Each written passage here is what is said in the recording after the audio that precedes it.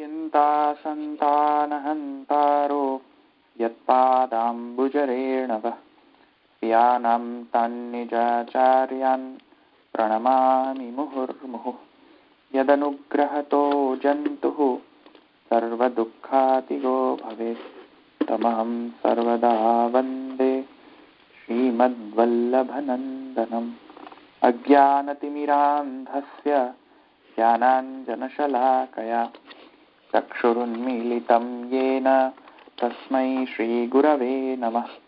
नमामि हृदये शेषे लीलाक्षिराब्धिशायिनं लक्ष्मीसहस्रलीलाभिः सेव्यमानं कलानिधिम् चतुर्भिश्च स्त्रिभिस्तथा षड्भिर्विराजते योऽसौ पञ्चदये मम।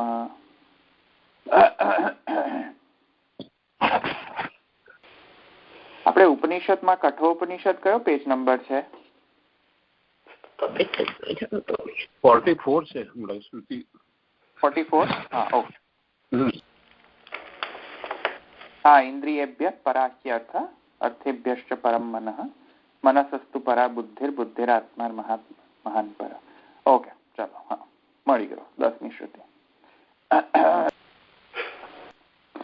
આનુમાનિકાધિકરણ એમાં આપણે અત્ર હિ પૂર્વમ આત્માનમ રથિનમ વિદ્ધિ ત્યાંથી શરૂ થતું હતું ને આપણું.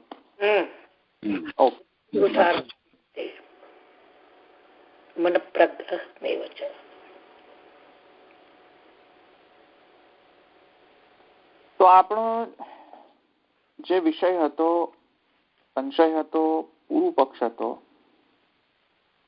અને સિદ્ધાંત પક્ષમાં આપણે થોડું જે શરૂ કર્યું હતું એમાં સિદ્ધાંત પક્ષ જે છે એમાં મહાપ્રભુજી બીજો એક નિયમ આપે છે.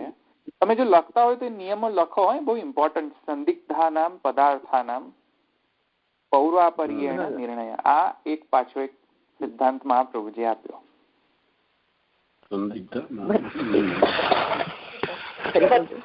એ થઈ ગઈ. ઓ, આ સંદિગ્ધાનામ પદાર્થાનામ એ નિયમ છે એમ? હા, એ નિયમ છે, લખી રાખો તમે. પહેલા મેં તમને બે આપ્યા હતા મહાપ્રભુજી કયા હતા, રાઈટ? હા હા, પણ આ નિયમ બહુ સારું, કેમ કે પછી ઇન્ટરપ્રિટેશન થોડુંક સારું થઈ જાય. આ નિયમો જે છે બધા ઇન્ટરપ્રિટેશન મહાપ્રભુજીના. સંદિગ્ધાનામ પદાર્થાનામ પૌર્વાપર્યેણ નિર્ણય જે છે એ મહાપ્રભુજીનો છે. ન તો સંદિગ્ધ વાક્ય ન સર્વ વ્યાકુલોચિતા.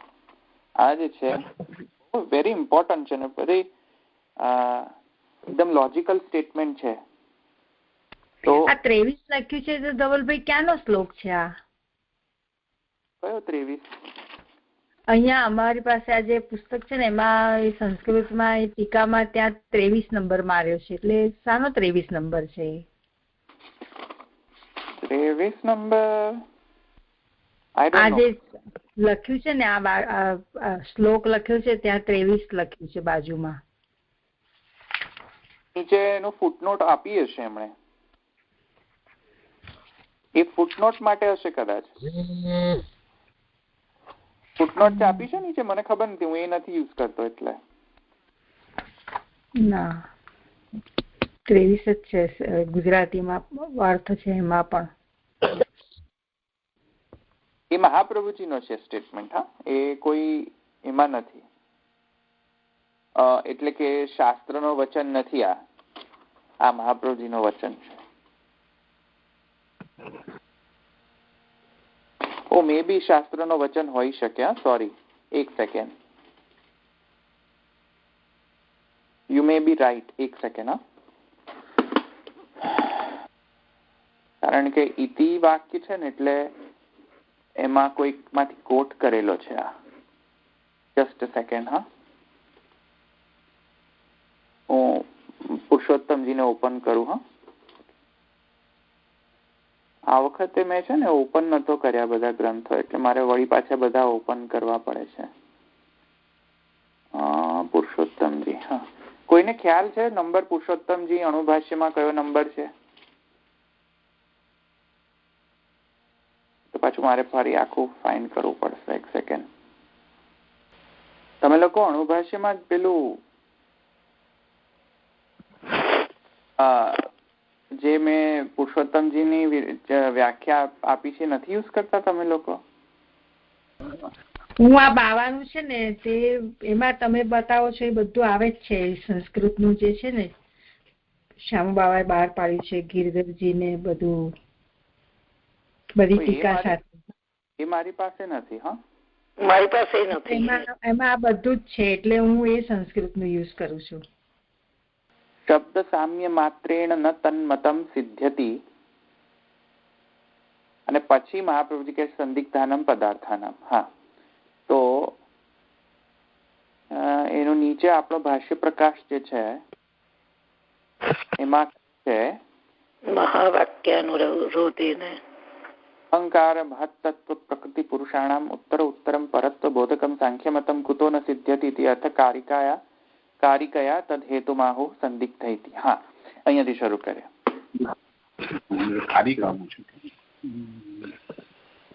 ના, હા રાઈટ, કારિકા છે એટલે. હા, એટલે મહાપ્રભુજીનો જ છે. હા, સ્ટેટમેન્ટ આ મહાપ્રભુજી જ છે. અહીંયા બીજો કોઈ શાસ્ત્ર વચન નથી. કારિકા છે એટલે. ઓકે, સમજમાં આવ્યું ને? કારિકા છે એટલે અહીંયા કોર્ટ્સમાં આપેલું છે. મને લાગ્યું કે કોર્ટ્સ છે એટલે કદાચિત શાસ્ત્ર વચન કારિકા છે, કારિકા ફોર્મેટમાં છે. એટલે આ મહાવાક્ય છે. સમજમાં આવી ગયું ને? લખેલું છે મહાવાક્ય. મહાવાક્ય છે. વાક્ય અવયવ વાક્યમ છે મહાવાક્યસ્ય. એટલે મહાવાક્ય જે છે એ શું છે એનો નિર્ણય કઈ રીતે કરવો? આ રીતે કરવો. સ્થાનમ પદાર્થાનમ પૌર્વા પર્યેણ નિર્ણય ન તો સંદિગ્ધ વાક્યના સર્વ વ્યાકુલોચિતા. એ મેં તમને ગઈ વખત સમજાવી દીધું હતું આગળ પાછળ, રાઈટ? એટલે પૂર્વાપરાનુસારેનો અર્થ કરવો જોઈએ ને. પૂર્વાપરાણે. હા, એટલે મહાવાક્ય એટલે મહાપ્રભુજીનું વાક્ય એવું કહેવાનું છે? ના, મહાવાક્ય એટલે મહાપ્રભુજીનું વાક્ય નહીં. તો મહાવાક્ય એટલે શું છે કે ઉપનિષદની અંદર જે સૂત્રો હોય, જે શ્રુતિઓ હોય છે, એ શ્રુતિમાં મૂળ વિષય શું છે? જેમ કે મહાવાક્ય જે છે એના પર જ આખો પ્રકરણનો અર્થ પછી ત્યાં ટાઈપ થતો હોય છે. તત્વમસી. હા, એને કે છે મહાવાક્ય. બરાબર. હા, તત્વમસી જેવા મહાવાક્યો છે તેના અહમ બ્રહ્માસ્મિ સર્વમ ખલ્વિદમ બ્રહ્મ, આ બધા મહાવાક્યો જે છે એ મહાવાક્ય ના ઇર્દ ગિર્દ જે છે એ અર્થનો ઉપનિષદ જે છે એ પછી એને અનુસરણ કરીને અર્થો સૂચવતા હોય છે. તો હવે એટલે કે સબ્જેક્ટ મેટર સમજમાં આવે છે. મેઇન સબ્જેક્ટ મેટર શું છે, મેઇન સબ્જેક્ટ મેટર શું છે એના પર જ આખો પ્રકરણ જે છે એના પર ડેડિકેટેડ હોય છે.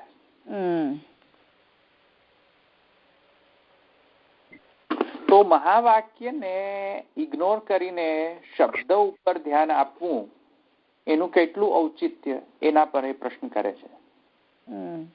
કેમ કે અહીંયા ઇન્દ્રિયેભ્ય પરાહ્ય અર્થા અર્થેભ્ય પરા મન, તો એમાં જે અહંકાર મહત્તત્વ પ્રકૃતિ પુરુષ ઉત્તરોત્તર જેનું પરત્વ બોધન થાય છે શબ્દાનુસારીણી, તો એ શબ્દશઃ જો સાંખ્યમતથી મેચ થતું હોય તો શું બીજા બધા મહાવાક્યો અંદર એ પ્રકરણમાં આવતા હોવાના કારણે બધાને મહાવાક્યોને ઇગ્નોર કરીને શું આ સાંખ્યમત લઈ લેવો અને મહાવાક્ય જે છે એનાથી કોન્ટ્રાડિક્ટિંગ અર્થ આવતો હોય તો પણ શું એને ગ્રહણ કરવો? સમજમાં આવ્યું? તો એ તો ગ્રહણ ન કરી શકાય, કેમ કે ખુદ સ્વયમેવ મહાવાક્યનો વિરોધ આવતો હોય એવા અર્થોને ગ્રહણ કઈ રીતે કરી શકાય? એટલે કહે છે સંદિગ્ધાનામ પદાર્થાનામ પૌર્વા પર્યેણ નિર્ણય ન તો સંદિગ્ધ વાક્ય ન સર્વ વ્યાકુલ છે. સંદિગ્ધ વાક્ય થી સર્વ વ્યાકુલ કરવાનો જરૂર નથી, કેમ કે બધાનો વ્યાકોપ થઈ જાય.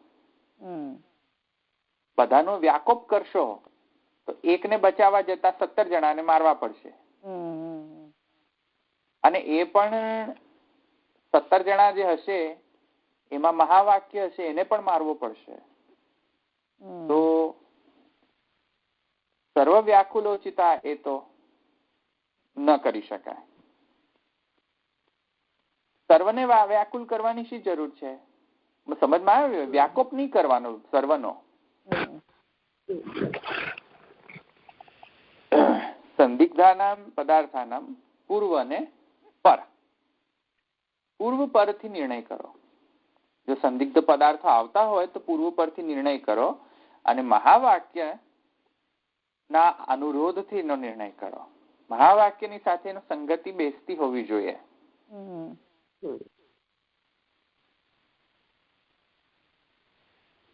સમજમાં ને? તો મહાવાક્યથી કોઈ પણ વ્યાકુલ નહીં થવું જોઈએ. મહાવાક્યથી તો વિરોધ આવવો જ ન જોઈએ. મહાવાક્યને કોઈ આંચ ન આવી જોઈએ.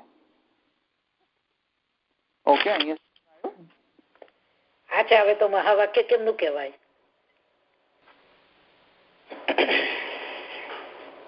જુઓ, પૂર્વ અને પર શું છે એ હવે એનો આપણે અહીંયા જુઓ. રાઈટ, પૂર્વ અને પર હવે જોવું પડશે ને, કેમ કે હવે તો અર્થ આવી રીતે તો ન કરી શકાય કે સાંખ્યનો શબ્દ આવે એટલે સાંખ્યમાં છે, એમ તો ન કહી શકાય હવે. એટલે હવે અહીંયા કહે છે પૂર્વ અને પર નો નિર્ણય કરો. આવું છે ને ધવલભાઈ, બાવાએ બે એટલે આગળ કોઈ સબ્જેક્ટ આવે હોય ને પછીના વાક્યમાં સર્વનામ આવે તો પણ આવી રીતે આપણે એનો ઉકેલ લાવવો જોઈએ. કારણ કે જે તત એવો શબ્દ એમાં વપરાયો છે ને એ એમ કે એ જે ઉપરનો જે મુખ્ય નામ છે એના માટે એ સર્વનામ આવ્યું છે, એમાં પછી ગમે તેને ન બેસાડી દેવાય. એ તો બરાબર છે. બીજા શાસ્ત્ર વાળાઓ એવું કરતા હોય છે, એવું એમણે કઈ કીધું એના માટે સર્વનામ વપરાયું હોય. બરાબર ને? હા, એટલે એ આપણે પૂર્વાપર જે કહ્યું ને એ રીતે સમજવું જોઈએ. બરાબર છે. હા, એક્ઝેક્ટલી આજ તમે જે હમણાં સમજાવ્યું ને એ રીતે એમણે કીધું હતું. હવે પૂર્વ શું છે આપણે જોઈએ. ઇન્દ્રિયેભ્યઃ પરાહ્યર્થાની પૂર્વમાં શું કહેલું છે? તો કહે છે અત્રહિ પૂર્વમ આત્માનમ રથિનમ વિદ્ધિ. તો હવે અહીંયાથી આપણે શરૂ કરીએ. તો આપણે ચલો ઉપનિષદમાં જઈએ પાછા. તો ઉપનિષદમાં આપણું પૂર્વ જે છે ક્યાં ગયું? આત્માનમ એ ક્યાં આગળ છે? 42 પર, 42 પેજ ઉપર છે જુઓ. Okay okay. પહેલું તો આપણે ભણ્યા ઋતમ પીબવતું. પછી હા, ઋતમ પીબંતૌ સુતસ્ય લોક આવે. કયો અધિકરણ હતો? ઋતમ પીબંતૌ સુકૃતસ્ય લોકે ગુહામ પ્રવિષ્ટૌ પરમે પરાર્ધે. તપૌ બ્રહ્મવિદો વદંતી પંચાગ્નયો યે ચ ત્રિણાચિકેતા. યાદ છે? ગુહામ પ્રવિષ્ટૌ ઇત્યધિકરણ. બરાબર છે. એ તો એમાં શ્રુતિમાં આપેલું છે એટલે એમ તો જો કે યાદ આવી જાય. શ્રુતિમાં છે ને શબ્દ એટલે ગુહામ પ્રવિષ્ટો છે. ગુહામ પ્રવિષ્ટૌ ઇત્યધિકરણમાં આપણે આ પહેલા જોઈ લીધું હતું. ઓકે, ચલો. તો આત્માનમ રથિનમ વિદ્ધિ શરીરથમેવ તુ બુદ્ધિમ તુ સારથિમ વિદ્ધિ મનઃ પ્રગ્રહમેવ. આ બધાને ખ્યાલ છે. આમાં કોઈ મારે કોઈ વિવેચના કરવાની કોઈ જરૂર નથી. એટલે આ સમજમાં આવે છે. ટ્રાન્સલેશન કરીને આપણે જોઈ લઈએ. આત્માનમ રથિનમ વિદ્ધિ, આત્માને રથી જાણો. પછી કહે છે શરીર રથમેવ તુ, શરીરને રથ જાણો. સારથિમ, બુદ્ધિને સારથી જાણો. અને મન પ્રગ્રહેમેવ ચ, મનને લગામ જાણો. ઇન્દ્રિયાણી હયનાહ, હયનાહુ, ઇન્દ્રિયો જે છે એ ઘોડા છે. અને પછી શું છે? આહુર વિષયા તેષુ ગોચરા. વિષયો જે છે એમાં ગોચર એટલે કે માર્ગો જે છે જેમાં ગોચર કરી શકે તે. આત્મ ઇન્દ્રિય મનોયુક્તમ. આત્મા ઇન્દ્રિય મનયુક્ત જે છે એ ભોગતે ઇત્યાહુર મનીષિણ. સ્કોલર્સ એને ભોગતા ગણે છે. તો સમજમાં આવ્યું ને.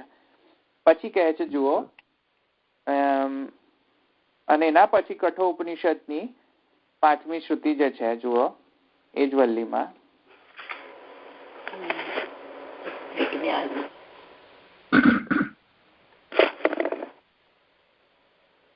પેલા વલ્લી શરૂ થાય છે ને બીજી, રાઈટ? વલ્લીનો ચેન્જ નથી, રાઈટ? જો અહીંયા વલ્લી ચેન્જ થાય છે, that is wrong. I think વલ્લી ચેન્જ થાય છે કે નથી થતી? એક સેકન્ડ. ના બરાબર છે. ના વલ્લી ચેન્જ નથી થતી. ત્રીજી વલ્લીમાં જ છે. હા, ત્રીજી વલ્લીમાં. હા, પાંચમું જે છે હવે જેમાં પર જઈએ ને, તો 5મા પર એમ કહે છે યસ્તુ અવિજ્ઞાનવાન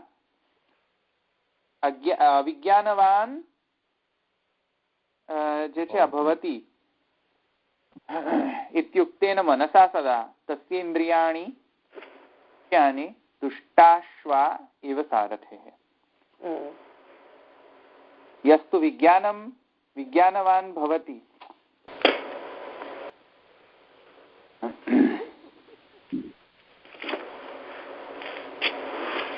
હા, તો જો શું કહે છે, અવિજ્ઞાનવાન ભવત્યુક્તેન મનસા સદા તસ્ય ઇન્દ્રિયાણિ અવશ્યાની દુષ્ટાશ્વા ઇવ સારથે. હવે જો શું કહે છે કે જેવી રીતે તોફાની જે ઘોડા હોય છે, નીચે જો એનો અર્થ આપેલો છે લોકો, એટલે કે ઘોડા જો તોફાની હોય એટલે કે ઇન્દ્રિયો જે છે એ સારથીના કાબુમાં ન રહેતો હોય, તો જેવી રીતે એ ચંચલ મલવાળો અને અજ્ઞાની જે છે એ ઇન્દ્રિયોને વશ નથી કરી શકતો, ઘોડાઓને વશ કરી નથી શકતો, એવી રીતે જેવી રીતે શાંત ઘોડા હોય એટલે કે ઇન્દ્રિયો જે છે, યસ્તુ વિજ્ઞાનવાન તસ્ય ઇન્દ્રિયાણ વિષયાની દુષ્ટાશ્વા ઇવ સારથે. પછી કહે છે યસ્તુ વિજ્ઞાનવાન ભવતી યુક્તેન મનસા સદા. અવિજ્ઞાન જે છે એના તો ઇન્દ્રિયો આવી જ રહેતી હોય છે, જ્યાં ત્યાં ભટકતી હોય છે. અને જે વિજ્ઞાનવાન ભવતી યુક્તેન મનસા સદા તસ્ય ઇન્દ્રિયાણી વશ્યાની. આવ્યો ને? પેલી ઇન્દ્રિયો અવશી હતી, અહીંયા વશીકૃત છે ઇન્દ્રિયો.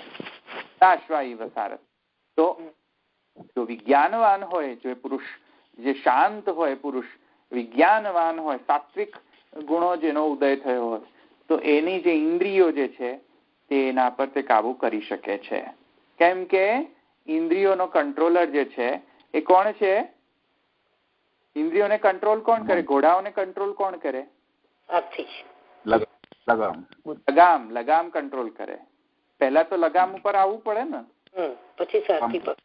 પછી સારથી આવતો હોય છે, પણ પહેલા લગામ તો આવવો જોઈએ ને. તો એ લગામ જે છે એમાં કંટ્રોલ હોય ને. લગામ મનરૂપ છે, મન છે. હા, અને લગામ મન છે એ પણ કંટ્રોલ કોણ કરે છે? લગામને કંટ્રોલ કોણ કરે છે? સારથી. તો સારથી સારથી શું છે? બુદ્ધિ. રાઈટ. તો સંગાત સંજાયતે કામ. પછી ક્રોધોપી જાયતે.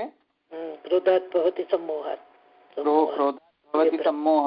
પછી सम्मोहात् स्मृति विभ्रम बुद्धिनाशात् प्रणश्यति.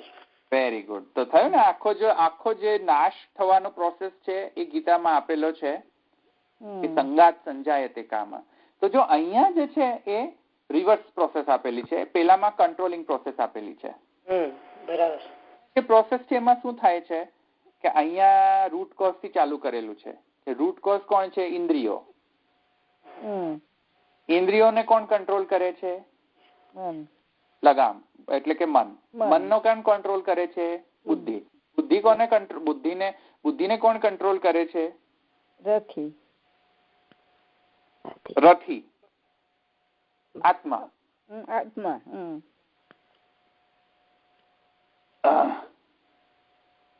તો એ હવે એને કંટ્રોલ કઈ રીતે કરવાનું? તો મૂળમાં ક્યાં આવ્યો? આત્મા. હવે પ્રશ્ન થાય કે આત્માને ખબર કેવી રીતે પડે કે કયું સાચું ને કયું ખોટું? હવે આત્માને કઈથી કોને ગાઈડન્સ? આત્મા કોનાથી ગાઈડન્સ લે? હવે સમજમાં આવ્યું ને? બ્રહ્મથી. તો હવે બે ઓપ્શન છે આત્મા પાસે. એક તો અક્ષર બ્રહ્મના નિયમ પ્રમાણે કર્મકાલ પ્રકૃતિ પુરુષ સ્વભાવ, કર્મકાલ પ્રકૃતિ પુરુષ સ્વભાવ જે છે, આ ચારેયના પાસાઓને પોતાના ઇન્ટરેક્શન્સના કારણે અક્ષર બ્રહ્મમાં જે ચાલતું હોય જેમ ચાલતું હોય તેમ થવા દો, પ્રવાહ માર્ગના પ્રમાણે. આવ્યું સમજમાં? એટલે કર્મ કાલ સ્વભાવ પ્રકૃતિ અને પુરુષ, આ જે પ્રપંચ જે છે તેનામાંથી ઉત્પન્ન થતો જે કાંઈ પણ આત્માને સંગ મળતો હોય એમાં એ વહેતો જાય, પ્રવાહની સાથે વહે. અક્ષર બ્રહ્મ જેમ કરે તેમ વહી જાય, ગો વિથ ધ ફ્લો. ખ્યાલ આવ્યો? જેવી રીતે ચાલતું હોય અક્ષર બ્રહ્મની જે પાંચેની જે સાયક્લિક પ્રોસેસ, એમાં એ પ્રવાહમાં એ તણાતો જાય. જેવી રીતે જે આવતું હોય તે પ્રમાણે તે થતું હોય, તે પ્રવાહ માર્ગ થઈ ગયો.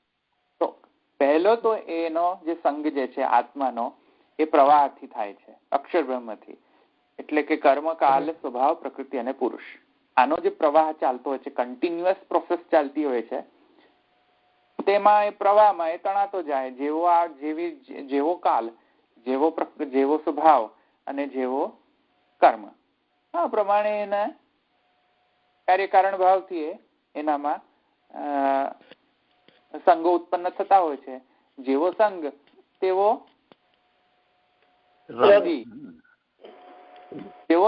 જેવો સંગ તેવી બુદ્ધિ. અને જેવી બુદ્ધિ પછી તો બધું જ આવશે. તો એક પ્રોસેસ થઈ. બરાબર ને? સમજમાં આવ્યો? સંગાત સંજાય તે કામની પ્રોસેસ જે છે એમાં આવી. એટલે સંગાતમાં પછી એટલે શાસ્ત્રનો સંગાત ગણવાનો કે કોઈ? આવું છું એના પર. સંગાત સંજાયતે કામની કેટલી પ્રોસેસ થઈ? એમાંની એક પ્રોસેસ સંગાત સંજાયતે કામની આ પહેલી પ્રોસેસ છે કે પ્રવાહ માર્ગ. એ તો સમજમાં આવ્યો ને કે જેમ સંગ મળે, જેવો સંગ તેવો બુદ્ધિ થઈ જાય. તો પ્રવાહ માર્ગનો સંગ, જો પ્રવાહ માર્ગીયનો સંગ મળે તો સંગ કોનો કરવો? તો એક ઓપ્શન એ છે કે સંગ ની કોઈ અપેક્ષા નહીં રાખવી, જેવું મળે તેવું ચલાવવું. એટલે નો પ્રેફરન્સ. આપણને શું છે, જેવો સંગ મળે તેવો. આપણે તો બધામાં મજામાં છે એવું કોઈ બધા કહેતા હોય છે ને, અમને કોઈ ફરક નથી પડતો, અમને તો જેવો સંગ મળે તેમાં સાથે અમે રહીએ, અમે બધામાં માનીએ. તો પ્રવાહ માર્ગ જે છે એમાં શું છે? કર્મકાલ સ્વભાવ પ્રકૃતિ પુરુષના ચક્રમાં જે આવતું હોય તેના પ્રમાણે તે કરતો હોય છે. એમ તો ચક્રની ખબર હોય છે, ખાલી રખડવું. એ તો આપણા સમજવા માટે. એટલે કે એના જેવા કર્મ હશે તેવો પ્રમાણે તેનો સંગ હશે, જેવો સ્વભાવ હશે તેવો એનો સંગ હશે, અથવા તો જેવો સંગ હશે તેવો એનો સ્વભાવ થઈ જશે. સંગથી પણ સ્વભાવ ઘડતો હોય છે અને સ્વભાવથી સંગ ઘડતો હોય છે. ઇન્ટરડિપેન્ડન્ટ ટુ ઈચ અધર. આપણને આપણો જે સ્વભાવ જે છે શાના પરથી હોય છે? સંગ પરથી હોય છે. જે આપણે જો શાંત પુરુષ સાથે રહેતા હોઈએ ને તો આપણે શાંત જ થઈ જઈએ. અને જો ક્રોધી પુરુષો સાથે રહેતા હોઈએ તો પછી ઘરમાં બધા ક્રોધીઓ ભરેલા હોય. જેવા સાથે તેવા તો થવું પડે. એટલે એ થઈ જશે, કારણ કે અહીંયા સંગાત સંજાય તે કામનો પ્રોસેસમાં જે ભગવાને કહ્યો છે, ઠાકોરજી કહ્યો છે, એ તો એપ્લાય થવાનો જ છે. તમે હવે એ સંઘ જો પ્રવાહ માર્ગીય સંઘ કેવો હોય એ આવો હોય. મેં તમને કહ્યો ને જે અક્ષર બ્રહ્મના નિયમ પ્રમાણે. હવે જે મર્યાદા માર્ગીય સંઘ કેવો હોય? મર્યાદા માર્ગીય એમ નહીં કહે જેમ ચાલે છે તેમ થવા દો, એમ નહીં કે મર્યાદા માર્ગી શું કહે છે, શાસ્ત્ર શું કહે છે, પ્રમાણ કાર્યો વ્યવસ્થિત કાર્ય અને અકાર્યની વ્યવસ્થા જે છે અમે શાસ્ત્રથી કન્સલ્ટ કરીને કરશું. અમે અમારા મન પ્રમાણે નહીં જઈએ. એટલે અમે અમારા જે અક્ષર બ્રહ્મથી જે ચાલતું હોય છે, જેમ જેવો કાલ તેવું કરવું, કે સ્વભાવ જે છે ઇત્યાદિ જે છે એ અનકન્ટ્રોલ્ડ રાખવા, એ મર્યાદા માર્ગને નહીં અનુકૂળ આવે. તો મર્યાદા માર્ગ એમ કહેશે કે અમે તસ્માત શાસ્ત્રમ પ્રમાણંતે, શાસ્ત્રને પ્રમાણ ગણીને શાસ્ત્ર જે કહેશે તેનાથી અમે સંગ કરીશું. તો સંગ કોનો કરશું? તસ્માત શાસ્ત્રમ પ્રમાણંતે, શાસ્ત્રે જે આજ્ઞા આપી હોય કે આ લોકોનો સંગ કરવો જોઈએ, બસ એવો જ સંગ અમે કરશું. સમજમાં આવ્યું? હવે સંઘનો મતલબ અહીંયા એવું નથી કે બસમાં બેસવું નહીં, પછી કે ટ્રેનમાં ના બેસવું, કે પ્લેનમાં ના બેસવું કારણ કે આજુબાજુના સંઘ, એ સંઘ નહીં હો. અહીંયા સંઘનો મતલબ અહીંયા શું છે કે જે આપણી જે લાઈફ ગવર્નિંગ જે પ્રિન્સિપલ્સ જે છે આપણા, એનો ઇન્ફ્લુઅન્સ, એના પર જે ઇન્ફ્લુઅન્સ છે કોના દ્વારા થઈ રહ્યો છે, આખી જે જીવન ઘડતરની પ્રોસેસ છે એમાં ઇન્ફ્લુઅન્સ કોના પર થઈ રહ્યો છે, ઇન્ફ્લુઅન્સ કોના દ્વારા થઈ રહ્યો છે, એ મતલબ છે સંઘ. સમજમાં આવ્યું ને? એ જો આજુબાજુના મનુષ્યો સાથે થતો હોય ને, આજુબાજુના મનુષ્ય સાથે તમે બેસો, વાંધો નથી, એ સંઘ અહીંયા વાત નથી. વાત એ છે બરાબર, પણ એટલે જ્યારે તમે એ બધા મનુષ્ય સાથે સંગ કરીને એવો સંગ કરો કે જેના કારણે મનુષ્યના જેટલી પણ વિચારસરણીઓ જે છે એ બધી તમે એડોપ્ટ કરી લો, પૂછ્યા વગર શાસ્ત્રને, એમ કહો કે નહીં આ માણસ એમ કહેતો હતો એટલે આપણે આવું માનવું જ જોઈએ. બરાબર, એવું ન કરવું. હા, એવું નહીં કરવું. એ મર્યાદા માર્ગ ન કરે એવું. એ પ્રવાહ કરી શકે કેમ કે પ્રવાહી છે. એ તો એને જેવો સંગ મળશે, જ્યારે પણ જે પ્રમાણે રેન્ડમલી એ પ્રમાણે થઈ જશે. હવે એને કામી પુરુષ મળશે તો એ કામી પોતે થઈ જશે, ક્રોધી મળશે તો ક્રોધી થઈ જશે, લોભી મળશે તો લોભી થઈ જશે. એને શું છે, ચર્ષણી જીવો હોય ને એવું બધે, જેમ ચાસણી ઠારો એમ ઠરે. વર્સિસ મર્યાદા એવું નહીં કરે. એવું ના કરે. તો જે જીવો જે છે એ ડિસિપ્લિન્ડ છે, એ આ સેન્સમાં ડિસિપ્લિન્ડ છે. એ કે તસ્માત શાસ્ત્રમ પ્રમાણંતે, અમે જે શાસ્ત્ર કહે છે તે કરશું. હવે એ જે સંગ શાસ્ત્રનો થયો એના કારણે બુદ્ધિ શાસ્ત્રાનુસારીની થશે. સમજમાં આવ્યું ને? બરાબર. અને પછી જેવી બુદ્ધિ તેવી રીતે કંટ્રોલ થશે. અને હવે એક વન લેવલ અપ જાઓ, પુષ્ટિ જીવો પર આવો. તો પુષ્ટિ પર જે છે એ તસ્માત શાસ્ત્રમ પ્રમાણંતે, એને પણ ધ્યાન રાખીને જે સ્વયં જે પ્રમેય જે છે, ભગવાન જે છે,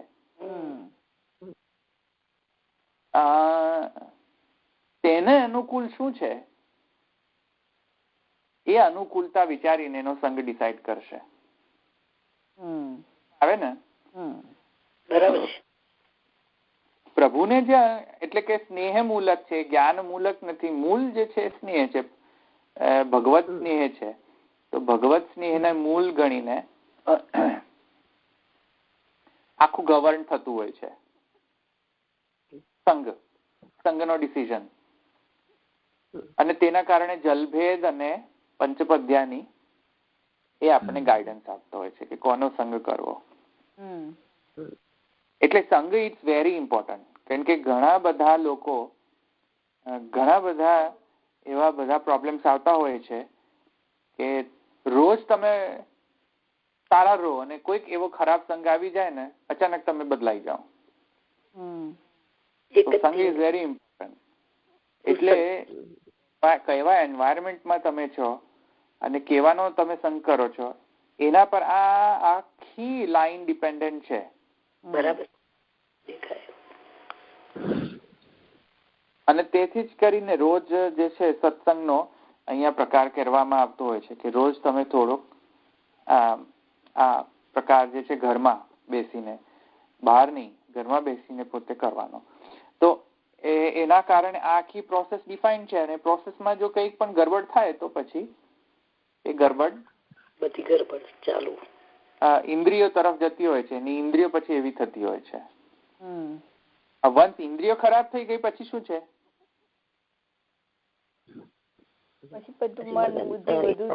રથને તો ઇન્દ્રિયો જ લઈ જાય છે ને. રથને કોણ લઈ જાય? ઘોડો જ લઈ જાય. તો ઘોડાને ખવડાય કરો, પછી પડે ખાડામાં. પછી એ તો સારથીથી પણ કંટ્રોલ ન રહે, પછી બુદ્ધિથી પણ કંટ્રોલ ન રહે, એટલે લક્ષ્ય સુધી ના પહોંચી શકે એમ કહેવાનું બાબત.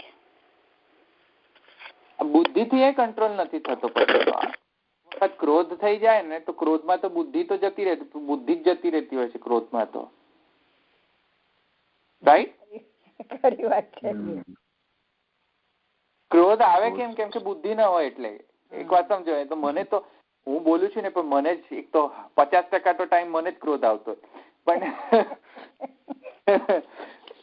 પણ એની એનાલિસિસ કરો ને તો તમને સમજમાં આવે. આપણે ક્રોધ થી પછી શાંત થઈ જાય ને ત્યારે પાછું બધું સ્મૃતિ જે છે આપણી પાછી રિકવર થાય કે હો મેં તો આ બધું કહી દીધું એમ જાણ્યા વગર જ. એ ખોટું હતું, એ જરૂરી. હા, કેમ કે એ સ્મૃતિ જતી રહેતી હોય છે ક્રોધના કારણે.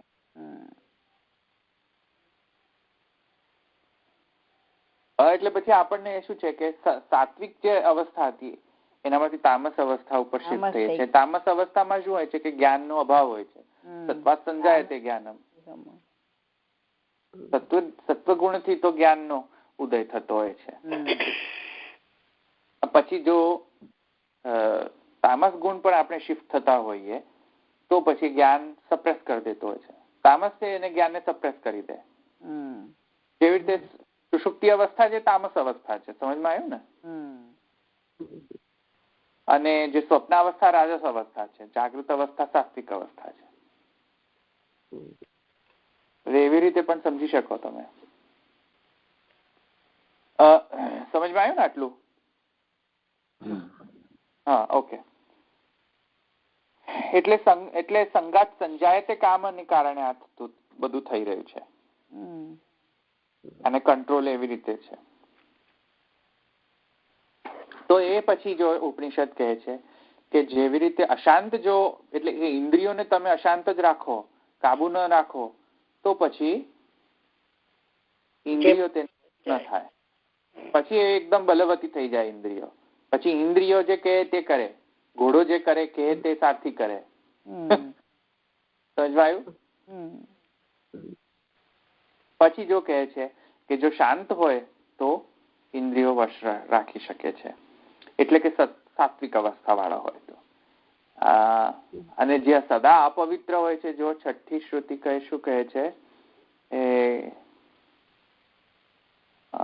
સદા અશુચિ જો છે ને, સાતમી શ્રુતિ જો યસ્તો અવિજ્ઞાનવાન અભવતી અમનસ્ક સદા અશુચિ. પવિત્ર અશુચિ અપવિત્ર એટલે કે અપવિત્ર હોય અશુચિ. શુચિ એટલે પવિત્ર. અપવિત્રતા હોય, સદા અપવિત્ર હોય, મનની એકાગ્રતા ન હોય, અમનસ્ક મનની એકાગ્રતા ન હોય, અને અવિજ્ઞાની. તો અજ્ઞાની હોય તો એનું શું થાય છે ફલ? તો કહે છે જે અજ્ઞાની હોય યસ્તુ અવિજ્ઞાનવાન અભવતી યસ્તુ અવિજ્ઞાનવાન ભવતી અમનસ્ક સદા શુચિ તત્પદમ આપનોતિ સંસારમ ચાધિગચ્છતિ. તો એ જે બ્રહ્મપદ જે છે એને પ્રાપ્ત થતો નથી, પણ ઓપોઝિટમાં શું થતું હોય છે? સંસારમ અધિગચ્છતિ, પ્રાપ્ત થાય છે. પછી પણ વર્સિસ વિજ્ઞાન સારથી મનઃ પ્રગ્રહમ વાનર મનઃ પ્રગ્રહવાન નરઃ સોધ્વનઃ પરમાપ્નોતિ તદ વિષ્ણોઃ પરમં પદમ. પરંતુ જે વિજ્ઞાનવાન સારથી છે એને જેનો મન જે છે પ્રગ્રહવાન, મનનો પ્રગ્રહવાન હોય, કંટ્રોલ્ડ હોય મન, એ જે નર જે છે પ્રગ્રહવાન નરઃ. અહીંયા ગમો હ્રસ્વ પછી ગમુન નિત્યમ આવ્યું. પ્રગ્રહવાન નરઃ, બરાબર. પાણીનો જે છે ને ગમો હ્રસ્વ ગમુન નિત્યમ ઇંગ પદાંતાદતિ છે. તો શોધ્વન પરમાપ્નોતિ તદ વિષ્ણુ પરમમ પદમ. તો જે સદા પવિત્ર છે, મનની એટલે મનસ્ક છે, મનની એકાગ્રતા વાળો છે, એકદમ જ્ઞાની છે, વિજ્ઞાનવાન છે, તે તો વિષ્ણુ પદને પરા. તે કોઈ દિવસ શોધ્વન એ પાછો નથી આવતો સંસારમાં. ઓકે. પછી જો હવે એ ટોપિક ચાલતો હતો એની અંદર જો ઇન્દ્રિયેભ્ય પરાહ્ય હતા, અર્થેભ્યશ્ચ પરમ મનઃ, મનસસ્તુ પરા બુદ્ધિર બુદ્ધિરાત્મા મહાન પરા, મહત પરમ અવ્યક્તમ અવ્યક્ત પુરુષ પર પુરુષાન્ન પરમ કિંચિત સા કાષ્ઠા સા પરાગતિ, એષ સર્વેષુ ભૂતેષુ ગૂઢોત્માન પ્રકાશતે ઇત્યાદિ ઇત્યાદિ જે છે એમાં શું બધું કહેવામાં આવ્યું છે. હા, એટલે હવે જે આપણો આવી ગયો ને વિષય વાક્ય પ્રાહ્ય અર્થા, તો પૂર્વ સંબંધમાં જુઓ તમે, તો પૂર્વ સંબંધની અંદર અને આની સાથે જો આને સંબંધિત કરો તો શું થશે કે પૂર્વના સંબંધમાં જો ઇન્દ્રિય પરાહ્ય અર્થા જો એમ જો તમે કહેશો તો આ તો રૂપક અર્થ છે.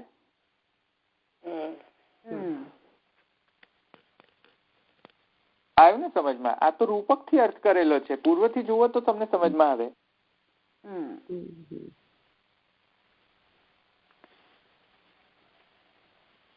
એટલે રથ લિટરલ સેન્સમાં અભિધા વૃત્તિ નથી. ત્યાં છે રથ? લિટરલ સેન્સ નથી. રથી લિટરલ સેન્સમાં છે? ના, અભિધા વૃત્તિ થી નથી. અહીંયા તો રૂપકો થી આપેલો છે. તો શરીરનું રૂપક ન માની આને, આજે આત્માનમ રથિનમ વિદ્ધિ જે કહ્યું, અને ઇન્દ્રિયેભ્ય પરાહ્ય અર્થા, અહીંયા રૂપકના અર્થમાં ન લઈએ ને આને તો શું થશે? તો કહે છે પ્રકૃતહાન અપ્રકૃત પરિગ્રહાપત્તિ આવશે. એમ મહાપ્રભુજી કહે છે પ્રકૃતની હાનિ અને અપ્રકૃતનો પરિગ્રહ થશે, એમ કે છે મહાપ્રભુજી. હજુ અહીંયા અપ્રકૃતનો હાનિ, પ્રકૃતની હાનિ અને અપ્રકૃતની નો ગ્રહણ એટલે શું?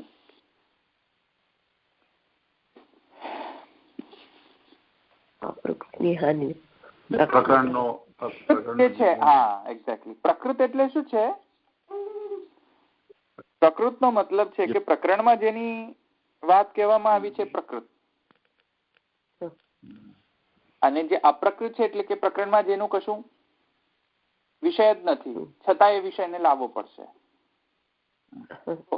જે વિષય પ્રકરણમાં ચાલી રહ્યો છે એ વિષયને ઇગ્નોર કરીને, બાજુમાં રાખીને, જે વિષય ચાલતો નથી એને લાવવા રૂપ દોષ પ્રકટ થઈ જશે. સમજમાં આવે છે? અપ્રકૃત ગ્રહણ, જે પ્રકૃત નથી એનું ગ્રહણ થઈ જશે, અને પ્રકૃતનો અસ્વીકૃતિ જે છે રૂપ દોષ આવી જશે. જે પ્રસ્તુત છે પ્રકરણની અંદર એને આપણે જોતા નથી, અને જે અપ્રસ્તુત છે એને લાવીને મૂકી દઈએ છીએ પ્રકરણમાં. એવું થતું હોય એ તો દોષ રૂપ છે. સમજમાં આવ્યું ને? પ્રકૃત અહીંયા પ્રસ્તુત શું છે એ હવે મને સમજાવો. પ્રકરણનો અર્થ શું છે અહીંયા? હવે આટલું સમજાયું ને મેં તમને? આ બધી કથા કેમ કરી? રથ ને રથી ને બધાની કથા કેમ કરવાની હતી? પૂર્વ પક્ષી સાંખ્ય પર લઈ જાય છે ને એટલે. નહીં, આ તમે મને કહો, એમ કહું છું પ્રસ્તુત અર્થ શું છે એમ. હમણાં મેં તમને સમજાવ્યું ને આ બધું. પ્રકરણ નો અર્થ શું છે હમણાં મેં તમને ન સમજાવ્યું? આત્મા કોણ છે? બસ આત્મા પર આપણે ગયા ને. તો હમણાં અહીંયા પ્રકરણનો અર્થ શું થયો એ સમજાવો. શું છે અહીંયા વિષય? હા, શું કહ્યું? એટલે આજે શ્રુતિ બ્રહ્મપરક થયું ને એમ કે બ્રહ્મપરક અત્યાર સુધી ક્યાં થયું? અત્યારે હમણાં મેં તમને જે સમજાવ્યું શું સમજાવ્યું એ જ કહી દો. રૂપક થી તમે પેલા રૂપક લીધું અને રૂપક થી એ ના લેવાય એ સમજાવ્યું. પછી અમને ઇન્દ્રિયોથી આત્માપદ સુધી લઈ ગયા. એની બધી વાત નથી કરી રહ્યો હું. ઉપનિષદની શ્રુતિઓ જે છે એનાથી મેં તમને શું સમજાવ્યું. રૂપક, ફોરગેટ અબાઉટ રૂપક. હું ભાષ્યની વાત નથી કરતો. હું જે શ્રુતિઓ ઇન્દ્રિયભ્ય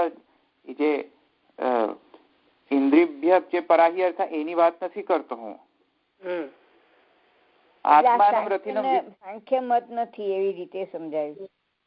આત્માનમ રથિનમ વિદ્ધિ થી જે મેં ચાર શ્રુતિઓ સમજાવી એનો શું અર્થ નીકળ્યો એ જ મને કહ્યો.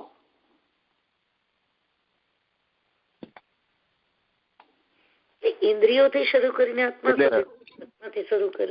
જીવ અહીંયા જે નચિકેતા અને યમ વચ્ચેનો જે સંવાદ છે ને એમાં જે નચિકેતાનો જે પ્રશ્ન છે એ મોક્ષની પ્રાપ્તિ અર્થેનો જે પ્રશ્ન હતો એના ઉત્તરમાં કહ્યું કે જીવને જો મોક્ષની પ્રાપ્તિ જ કરવી હોય તો એનું સાધન તો શરીર છે. એટલે શરીરનું રૂપક આપીને એને આ પ્રોસેસ સમજાવ્યો કે એના માટે આ રૂપક થી સમજાવ્યું. હા, વેરી ગુડ. આ હું કઉ છું. એટલે શું પ્રસ્તુત પ્રકરણમાં છે શું વિષય? જીવ વિષયનું અહીંયા શરીરથી છેક આત્મા એમ કે તમે બરાબર બોલતા નથી. હા બોલો દશરથભાઈ બોલો. એટલે જીવને જેના પ્રશ્નના ઉત્તરમાં જે યમરાજા એવી રીતે કહ્યું ને કે જીવને જો મોક્ષની પ્રાપ્તિ જ કરવો હોય એનો પ્રશ્ન એ હતો કારણ કે એની પહેલા એને ઘણી વસ્તુ એને કહી. એટલે વિષય શું છે? શ્રુતિ કેમ કરે છે એ પર આવી જાય ને. એક જ સેન્ટેન્સમાં કહી દો તમે કે શ્રુતિ કેમ આ બધું કરે છે. બ્રહ્મ વિશે જ કહેવા માંગે બ્રહ્મ વિશે નથી કહેવા માંગતું. જીવને બ્રહ્મની પ્રાપ્તિ કઈ રીતે થાય એ બધું બતાવે છે. એટલે મોક્ષની પ્રાપ્તિ જીવને કેવી રીતે થાય તે રીતે. બસ આટલા પર અટકી રહો. બસ એ મૂળ મુદ્દાનો વિષય શું હતો? પ્રસ્તુત વિષય કે જીવને પરમાત્માનો પ્રાપ્તિ કઈ રીતે થાય, મોક્ષ કઈ રીતે થાય, આટલું જ હતું ને વિષય. બરાબર. હવે મોક્ષ મળવા માટે અહીંયા સાંખ્ય કઈથી આવી ગયું? પ્રસ્તુત વિષય શું હતો? પરમાત્મા પ્રાપ્તિ. એમાં સાંખ્ય પ્રાપ્તિ કઈથી આવી ગઈ? હવે સમજમાં આવ્યું ને? પ્રસ્તુત વિષય હતો આપણો પરમાત્મા, જીવાત્મા પરમાત્માને કઈ રીતે પ્રાપ્ત કરી શકે. એમાં પછી આ બધી જે કથા હતી એ બધી થઈ. એમાં કથામાં એમ કહ્યું કે તમારો જે ઇન્દ્રિય જે છે એ મુખ્ય છે તમને લઈ જનાર. તો ઇન્દ્રિયોને કંટ્રોલ કરવા માટે સંગ સરખો કરો તમારો. રાઈટ આવ્યો ને? હવે એ બધી કથા કેમ કરવામાં આવી? છેલ્લે શું કરવાનું છે? છેલ્લે પરમાત્માને પ્રાપ્ત કરવાનું છે. એટલે જીવાત્માને સમજાવે છે કે પરમાત્માને પ્રાપ્ત કરવું હોય તો આ રીતેની પ્રોસેસ છે. એમાં સાંખ્ય કઈ રીતે આવી ગયું? હવે સમજમાં આવ્યું ને? સાંખ્ય થોડી ને પરમાત્માને પ્રાપ્ત કરાવી શકે છે. સાંખ્ય પરમાત્માને પ્રાપ્ત કરાવે ના કરાવે. પરમાત્માને કોઈ સાંખ્યને કોઈ ફરક પડતો નથી પરમાત્મા હોય ન હોય. સાંખ્ય તો નિરીશ્વરવાદમાં પણ સાચો છે.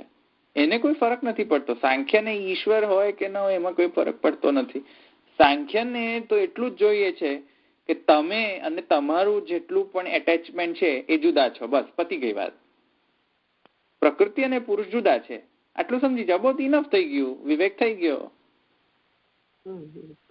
એમાં સાંખ્ય કઈથી આવી ગયું વચ્ચે? સાંખ્યકૃત વિવેક અહીંયા જરૂર નથી. અહીંયા વિવેક શું છે? પરમાત્મા પ્રાપ્તિ માટે તમારું જે મન જે છે એટલે કે ઇન્દ્રિયોથી લઈને આત્મા સુધીની જેટલી પણ કંટ્રોલિંગ જે ચેઇન ઓફ કંટ્રોલ જે છે એ ચેઇન ઓફ કંટ્રોલને તમારે કઈ રીતે સુધારવાની છે. સમજમાં આવ્યું ને? એ છે વાત.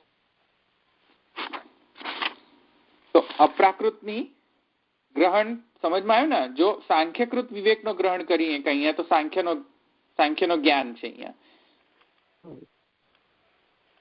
તો એ વિવેક અપ્રાકૃત ગ્રહણ થઈ જશે, કેમ અપ્રકૃત ગ્રહણ થઈ જશે, કેમ કે એ તો પ્રસ્તુત વિષય છે નહીં.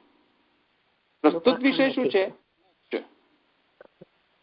મોક્ષ કઈ રીતે પ્રાપ્ત થાય, આત્માની પ્રાપ્તિ કઈ રીતે થાય. તો તેથી મહાપ્રભુજી કહે છે કે અપ્રકૃતનો પરિગ્રહ કરવો પડે.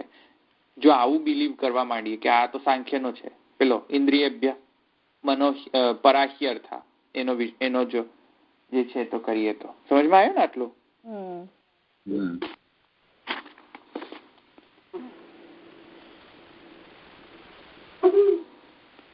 જીવ પ્રકરણમ હેતુમ ઉપાયોસ્ય રૂપ્યતે યોગ્યમ શરીરમ આરુહ્ય ગચ્છેદિતિ હરે પદમ. હા, તો અન્યથા પ્રકૃત હાનિ અપ્રાકૃત પરિગ્રહાપત્તિ એમ થઈ ગયું, એ થઈ ગયું ને. હા, તેથી આ જીવ પ્રકરણ છે. મહાપ્રભુજી કહે છે જીવ પ્રકરણમ અને મુક્ત્યુપાયસ્ય રૂપ્યતે, મુક્તિના ઉપાયનું નિરૂપણ છે. યોગ્યમ શરીરમ આરુહ્ય ગચ્છેદિતિ હરે પદમ, યોગ્ય શરીરને પ્રાપ્ત કરીને ભગવાનના પદમાં જાય છે. સમજવાય ને? યોગ્ય શરીર પ્રાપ્ત કરીને એટલે કે શરીરને સુધારો તો આત્મ સુધરે એમ. કેમ કે શરીર બેઝિકલી રથ છે. એટલે તત્ર જીવસ્ય બ્રહ્મ પ્રાપ્તો મુખ્યમ સાધનમ શરીરમ. બ્રહ્મની પ્રાપ્તિ માટે જીવ માટે મુખ્ય સાધન શું છે? રથ. રથ ના હોય તો જાય કઈ રીતે? રથી. આવી સમજમાં? રથ જ ન હોય, સમજો કે આત્મા જે છે એને તો સાક્ષી ભાવ હોય છે, એને ન હોય છે સ્નેહ, ન હોય છે ક્રોધ, ન હોય છે કામ. શુદ્ધ આત્માને તો સાક્ષી ભાવ હોય છે, તટસ્થાનુભૂતિ કરે. સમજમાં આવ્યું ને? તટસ્થાનુભૂતિ કરે તો બસ પતી ગઈ વાત. વિષયને ગ્રહણ ન કરે શુદ્ધાત્મા. વિષયને ગ્રહણ કોણ? જયારે પ્રકૃતિ અને પુરુષનો સમાગમ થાય ને મહત્તત્વમાંથી જે બધું પ્રકટ થતું હોય એના કારણે આ બધું આવતું હોય. સમજમાં આવ્યું ને? કારણ કે બેઝિકલી પ્રકૃતિ જે છે એ એના 3 પાસાઓ છે: conducting power, semi conducting power અને નોન કન્ડક્ટિંગ પાવર. 3 પાસાઓ છે ને પ્રકૃતિના. હા, સત્વ, રજ અને તમ. કન્ડક્ટિંગ પાવર એટલે સત્વ, રજ એટલે સેમી કન્ડક્ટર અને તામસ એટલે નોન કન્ડક્ટર, કશું કન્ડક્ટ જ ન કરે. એમાં ઇલેક્ટ્રિસિટી દે ધનાધન કરો ને તો કન્ડક્ટિંગ પાવર જ ન હોય, બોઘાના બોઘા જ રહે. ષોડશ ગ્રંથ ગમે તેટલી વખત શીખવાડો ને તો એમ જ કે અમે મંદિરમાં જ જશું, તો એમાં શું છે? કન્ડક્ટિંગ પાવર જ ન હોય જરાય. ઇલેક્ટ્રિસિટી આપો તો એ બલ્બ ચાલુ જ ન થાય એનો. મહાપ્રભુજીના સિદ્ધાંત રૂપ ઇલેક્ટ્રિસિટી સપ્લાય કરો ને તો એ કન્ડક્ટિંગ પાવર જ ન હોવાના કારણે એનો બલ્બ જ ન ચાલુ થાય. બુદ્ધિરૂપ બલ્બ જ ચાલુ ન થાય. બધે પ્રસાદ જ લેવો હોય, બધે જ દેવલકત્વ પ્રાપ્ત કરવું હોય જાણી જોઈને, બધે જ મંદિરમાં જવું હોય જાણી જોઈને. અલ્લા પણ અહીંયા કહીએ છીએ કે મહાપ્રભુજીના સિદ્ધાંત નથી, તમે જાતે જ સમજો. નહીં, અમને નથી સમજવું. અમે કહીએ છીએ ના સમજો, તમે જાતે વાંચો. અમે કહીએ છીએ ના ગ્રહણ કરો, અમે જે કહીએ છીએ બિલીવ ના કરો, જાતે વાંચો. અમને જાતે નથી વાંચવું. હવે આ બોઘા માણસોને શું કરવાનું? પછી શું કહેવાનું? આને નોન કન્ડક્ટર, કન્ડક્ટિંગ પાવર જ નથી. ઇલેક્ટ્રિસિટી આપો ને તો લાકડાની જેમ ઇલેક્ટ્રિસિટી આપો ને કે ફરક ના પડે. અને બલ્બ જે છે એ કોપર વાયર છે, એકદમ કન્ડક્ટિંગ પાવર વાળો. તો copper wire conductor of electricity. એવી રીતે પ્રકૃતિના 3 પાસાઓ છે. એમાં સત્વ જે છે એકદમ કન્ડક્ટિંગ પાવર વાળો છે. પુરુષના સમાગમ આ સાથે આવાની સાથે જ મહત્તત્વ ઉત્પન્ન કરે, કેમ કે કન્ડક્ટિંગ પાવર છે. તામસ સાથે કશું થતું જ નથી. પુરુષ આવે કે ના આવે કઈ ફરક પડતો જ નથી. સમજમાં આવ્યું ને? મહત્તત્વ એવી રીતે ઉત્પન્ન થાય. સમજમાં આવ્યું ને? ભ્રાંતા નિસર્ગ ત્રિદશ રિપુતયા કેવલ. હા.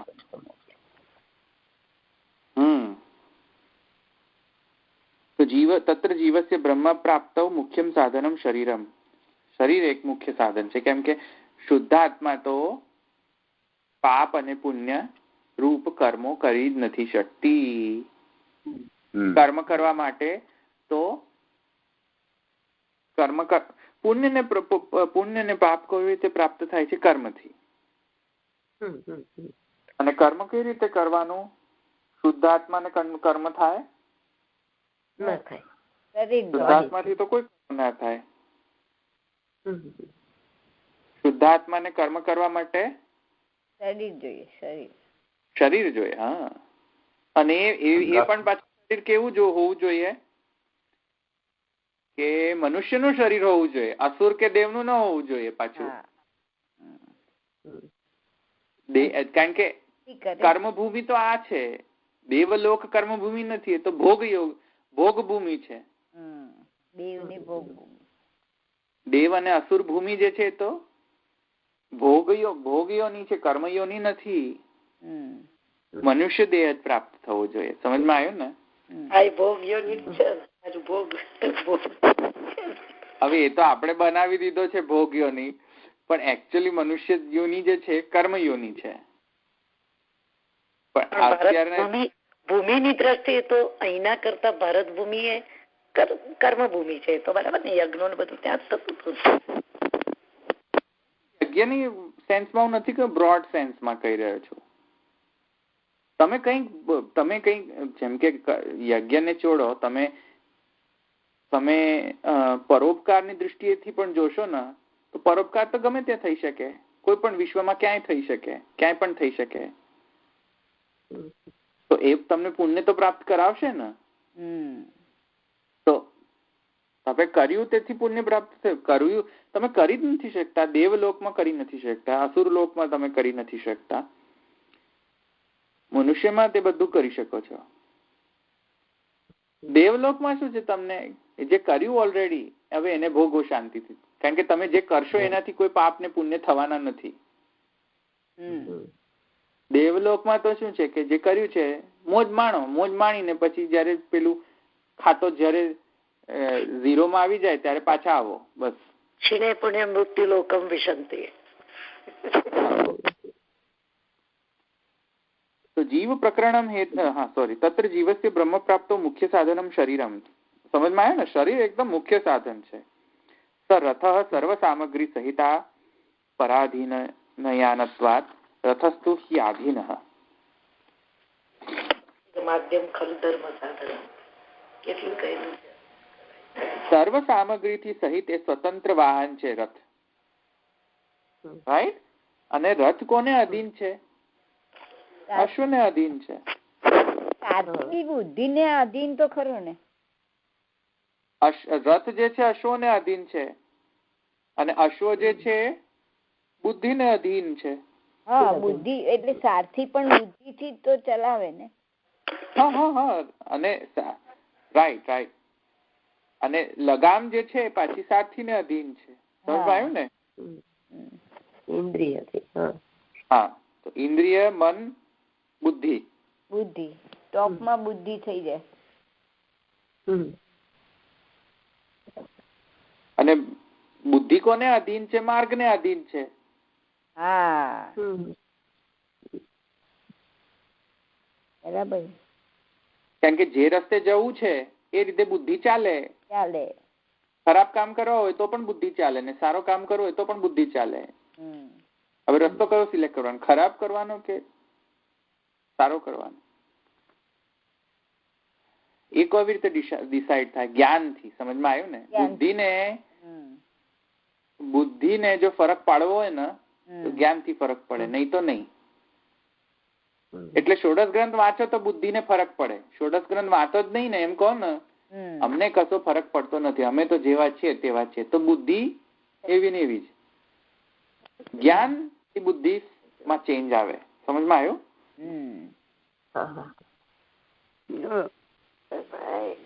અમને કઈ લેવા દેવા નથી જ્ઞાન થી. છેલ્લે કરવાનું તો સેવા જ છે ને. એ શું? તો સેવા જે કરવાની છે સેવા, તો પછી સેવા જ કરવાની છે, તો પછી રોબોગા.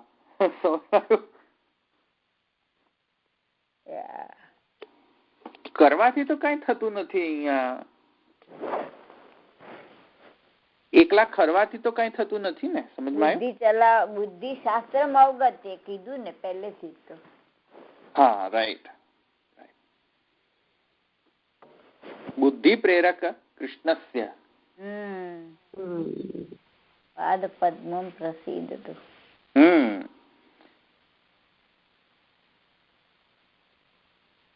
પણ એ બુદ્ધિ પ્રેરક કૃષ્ણસ્ય એ થવા દઈએ તો ને. અહીંયા તો બુદ્ધિ પ્રેરક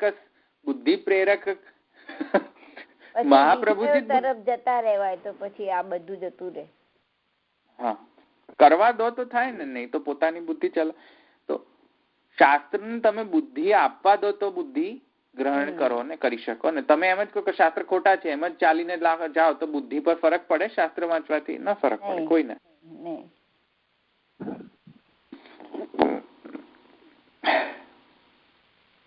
હવે તેથી મહાપ્રભુજી કહે છે કે તે માર્ગને આધીન છે, લક્ષ્યને આધીન છે. છે લક્ષ્યને આધીન છે. ક્યાં જવું છે એના પર આધીન છે ને. જે લક્ષ્ય હોય તે પ્રમાણે તમે માર્ગ પર અગ્રેસર થાઓ. લક્ષ્ય શું છે હવે પાછું પ્રશ્ન કરો. પણ લક્ષ્ય ડિસાઈડ કરવામાં પાછું જ્ઞાન તો જોઈશે જ ને. હવે આખું ઇન્ટરપ્રિટેશન મહાપ્રભુજી આ ઇન્દ્રિય પરાહ્ય અર્થ આખું એટલી સરસ રીતે પ્રેઝન્ટ કરે છે કે જે સાંખ્યથી તદ્દન ઓપોઝિટ છે. એટલે તદ્દન ઓપોઝિટ એટલે કે સાંખ્યની સાથે કોઈ સંબંધ જ નથી. હવે એ કાલે લઈશું આપણે. ઓકે, હવે જે ઇન્ટરપ્રિટેશન મહાપ્રભુજી આવે ઇન્દ્રિય પરાહ્ય અર્થ, એ જે ઇન્ટરપ્રિટેશન થયું ને હવે સમજો ને તમે કે મુક્ત થવું એ મહાવાક્ય છે. જીવનો મોક્ષ જે છે મહાવાક્ય. અને જીવને મોક્ષ પ્રાપ્ત કરવા માટે જીવને આખી જે પ્રોસેસ જે છે મુક્તિની, એમાં કોણ રિસ્પોન્સિબલ પાર્ટીઓ છે એ બધી રિસ્પોન્સિબલ પાર્ટીઓને એનલિસ્ટ કરેલી છે. બરાબર. તો હવે એનું ઇન્ટરપ્રિટેશન મહાપ્રભુજી આપશે એ રીતે, સાંખ્ય રીતે નહીં. સમજમાં આવ્યું? બરાબર.